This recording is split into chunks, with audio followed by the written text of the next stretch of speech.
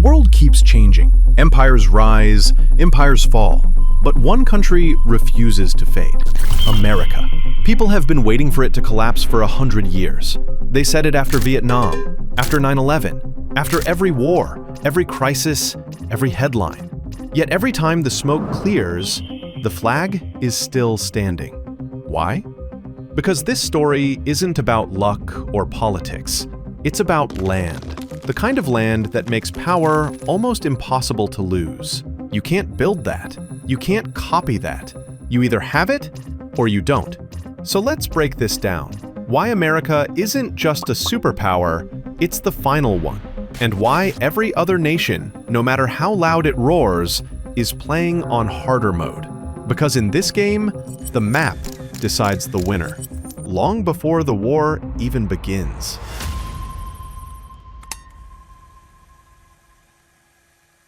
Everyone keeps asking one question: is America falling? You've heard it 100 times. The debt, the politics, the chaos.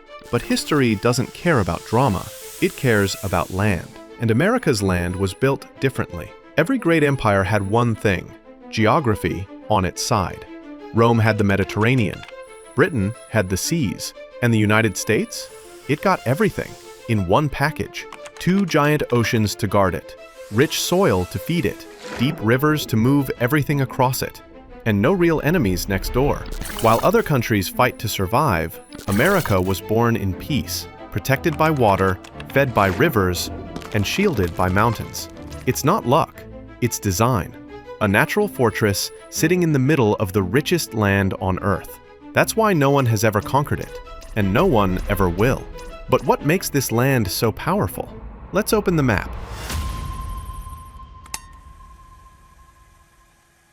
To the east, the Atlantic. To the west, the Pacific. 2 oceans wider than any army could cross. They don't just protect America, they feed it.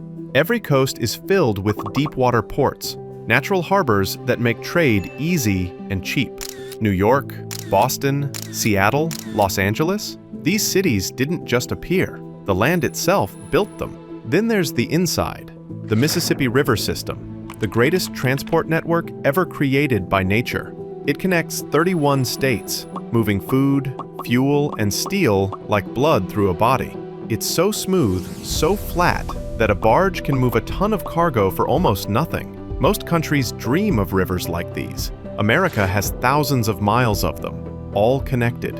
And when those rivers meet the Gulf of Mexico, they open straight into the global trade routes. No mountains blocking, no frozen ports, just open access to the world.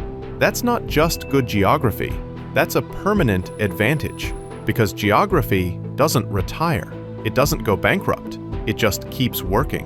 And that's where America's real story begins. Power doesn't start with money, it starts with food. Because hungry nations can't build anything. America grows more food than it can eat. From the cornfields of Iowa to the plains of Kansas, the land is flat, rich, and endless. It's why the Midwest is called the world's breadbasket. It doesn't just feed Americans, it feeds allies. That means in war or peace, the US can outlast anyone. No drought can starve it, no blockade can cut it off, no invasion can choke its supply lines. Add in oil from Texas, gas from Alaska, coal from Wyoming, and you get a nation that powers itself, literally. While other countries depend on imports, America can close its borders and still survive. That's a luxury almost no other nation has. Self-sufficiency is the greatest hidden weapon in history. It wins wars before they start, and it gives America something every empire dreams of: independence. That independence powers everything that comes next.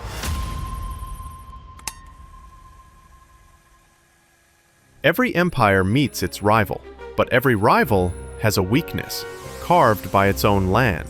China's trapped behind the Pacific. Its coastline is boxed in by Japan, Taiwan, and the Philippines. 80% of its oil comes through one narrow line, the Strait of Malacca. Block it, and China goes dark. Russia?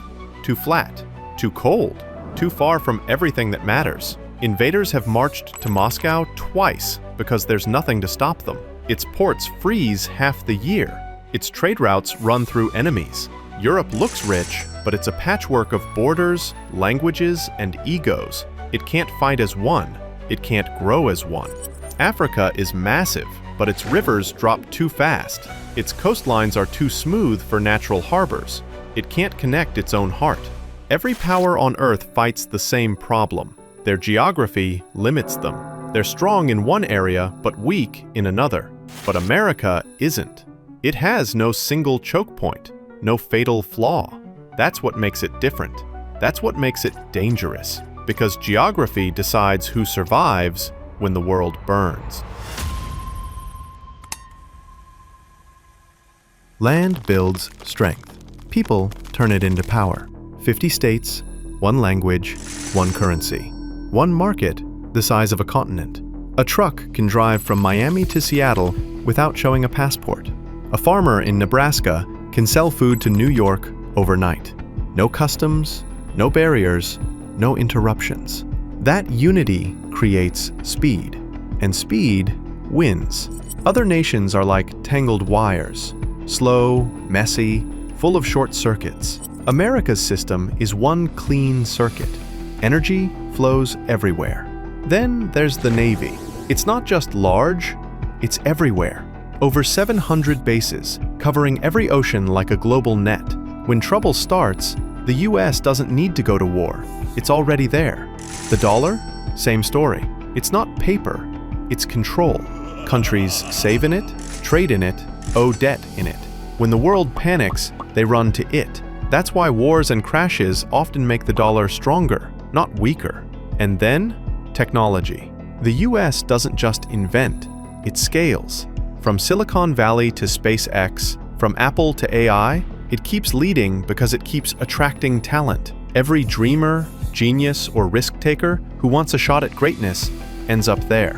And every single one of them fuels the same machine, the system that never stops evolving. So even when it looks chaotic, under the noise, it's still building, still moving, still winning. And that's why the next chapter is inevitable. Empires fall for three reasons. They run out of food, unity, or safety. Rome spread too far. Britain ran out of colonies. The Soviets ran out of control. But America's geography prevents all three. It doesn't need colonies. It has an entire continent. It doesn't need to expand. Its land already gives everything it needs. It can't be starved. It can't be invaded. And even when it fights itself, it rebuilds. That's why every "America is collapsing" headline eventually dies out. Because even if it stumbles, it stands up faster than anyone else. You can't collapse a country whose foundation is rivers, oil, and oceans. You can't end a system that feeds itself and defends itself at the same time. Even in its darkest moments, the Great Depression, Civil War, 9/11, America didn't break. It adapted. It evolved. And that's what most people miss. Superpowers don't stay on top because they're perfect. They stay there because they can take a hit and still move forward. So when people say, America's days are over, remember this: geography doesn't lose elections. Rivers don't quit. Oceans don't turn against you. The map that built the United States is still the same. The land still feeds, protects, and connects it. And that's what will keep it standing long after others fall. Because no matter how the world changes, as long as those two oceans guard it, as long as those rivers flow through it, and as long as those plains keep growing food for it, America will never truly fall. Not because it's flawless, but because it's built to survive. The land chose it, the map crowned it, and history will remember it. And that's why the United States of America might be the last superpower. If you enjoyed the video even a little, subscribe. This is Glore.